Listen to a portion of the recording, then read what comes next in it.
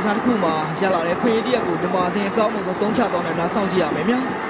မမောင်လွင်မဲ့အတန်မှားပြီးတာအေးရတော့ကြားတယ်ခေါင်းတိုင်ပြန်ချပြီးတဲ့သည်ခေါ်ပြီးနော်တကယ်ကိုခက်ခဲပြီးတော့ရှုပ်ချက်ခဲ့နေတဲ့အနေထားတစ်ခုပါပဲမြန်မာအသင်းဦးဆောင်ကိုရရှိအောင်တော့စွမ်းဆောင်နိုင်ခဲ့ပြီဖြစ်ပါတယ်ကျွန်တော်စောပိုင်းကမေးဖို့ထုတ်ခဲ့လို့ပဲမြန်မာအသင်းရမပိုင်းနီးပြီးဆုံးဖို့နီးကပ်နေတဲ့ချိန်မှာကောင်းဆုံးခွင့်ရတရက်ကိုအသုံးချနိုင်ခဲ့ပြီလို့ပဲပြောရမှာဖြစ်ပါတယ်။ဘာလဲကနေဆိုရင်ဒါပေမဲ့နင်းငယ်ရှုပ်ချက်ခက်နေတဲ့အနေထားတစ်ခုလို့စောမှာဖြစ်တဲ့အတွက်ကြောင့်မလို့ဒီကစားသမားဘူတင်သွားတယ်လို့ကျွန်တော်တို့အတင်ပြုဖို့အတွက်နင်းငယ်ခက်ခဲနေလို့ပဲစောမှာဖြစ်ပါတယ်။စောပိုင်း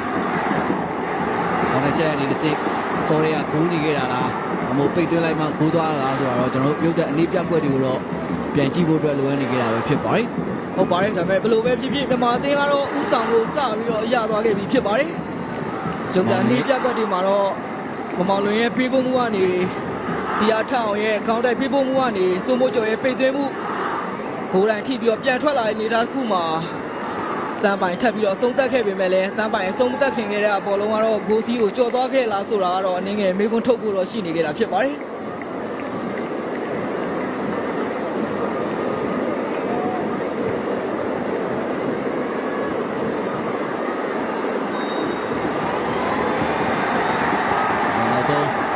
ထိလိုက်တဲ့ကစားသမားတော့တန်းပိုင်လို့ပဲတတ်မှတ်မှာပဲဖြစ်ပါတယ်ဒါပေမဲ့စမိုးကျော်ရဲ့စွမ်းဆောင်ရည်ကလည်းအဓိကကျတဲ့အနေထားမှာလည်းရှိနေခဲ့တာပဲဖြစ်ပါတယ်ဘာဖြစ်ဖြစ်တန်းပိုင်ကတော့အာရှဖလားရှေ့စစ်ပွဲ